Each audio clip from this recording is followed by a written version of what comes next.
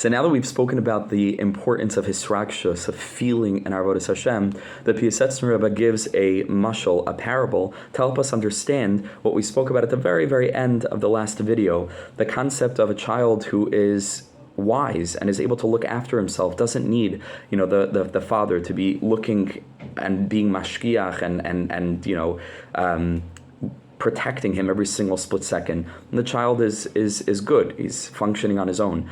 And so over here, the tzaddik gives us a parable, gives us an illustration of what this looks like when a person is connected to Avodas Hashem, not just on the level of the intellect alone, but of personal investment, without the need for anyone else or anything else to be there as a protector.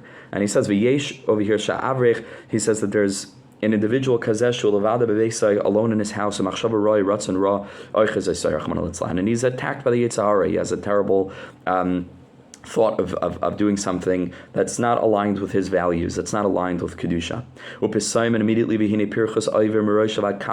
But immediately he sees by trembling this sarais sav oimdes like masmeris, and his hair stands on end, and he says, Halei Hashem lefanai. He remembers, I'm not alone. Hashem is real. I have a relationship with him. Hashem is here, and he sees me. And immediately, because he's again an ish rigshi, he's a person whose emotions are functioning, he starts to yearn to build on that relationship, not to chas v'shalom sever that bond in one way or another, to cover over that bond. And he begins to feel this, and he regrets what he's feeling and his thoughts and his desires that are not aligned with good, that have grabbed him. And from this very deep worry and bitterness, his essence begins as if on its own to speak and say, look at me. I'm in a state of such lowliness. And is this my destiny? Is this how I'm going to be forever? Because it's not moment to moment to moment. It's just before you know it, life passes.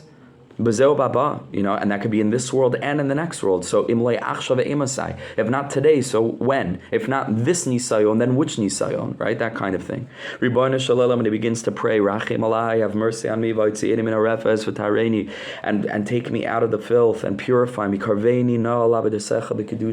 Bring me close to you. This is a person who's about regesh. This is a person who has this emotional relationship where even when attacked on the layer of emotionality, the commitment that he's built and that he's fostered is strong enough to be able to help him even when he's alone, and even when he's in a state where the quote unquote the father of whatever aspect and whatever that means is not like watching over him and he's by himself, but he has the wisdom enough to protect himself. He's a person who's ill, but he's aware that he's ill. So he knows that he's sick. He knows that he's lacking. He knows what he needs to do. Which is the first step. Everybody knows literally the first step, in the 12 steps to speak about, steps is the first thing is to recognize that we have an issue.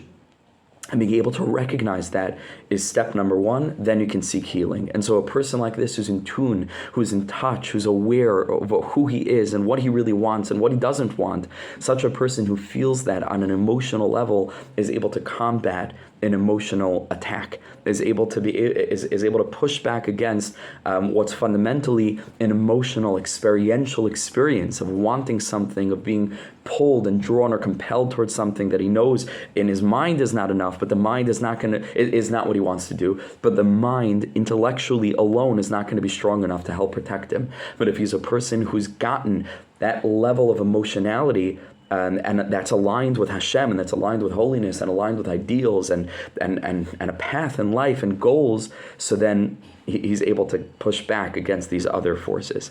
Amnam, but he continues,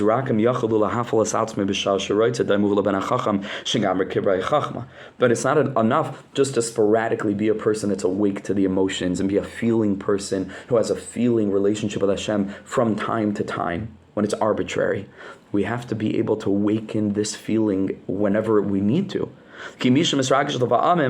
Ach his rakshusa leba b'chirasihi kishabala his rakshus mistragish kshalei balai.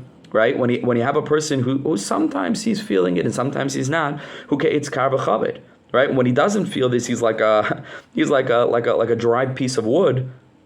As ein toivu yoser min ben hamashugah legamri. So he's better off, so to speak, than a person who's completely divorced, completely disconnected from this kind of emotional experience of Yiddishkeit. But we can't compare him to the person that has enough wisdom to be able to be protected without needing this external kind of protection. Sometimes he's healthy and sometimes he's wild. In the time when he is ill, so he's able to know what's good and what's bad. And he wants to do the good. But it's not clear. But it's not as clear as it is with the son, to use this parable, that's accessed this real deep level of understanding and feeling, more importantly. When qualitatively it's not a strong enough ratzon will. And the moments where he's not plugged into this awareness, so there's no difference between him and the person that has no feeling or wisdom at all. Wouldn't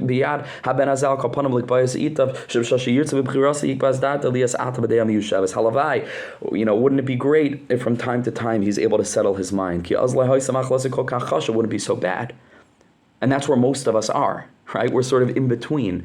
But we want to strive to get to a place where we build on this emotional connection to such a degree where we exist in a state of protection all the time. And that's our goal. Hashem should protect us and bless us to be able to reach this in good health and happiness.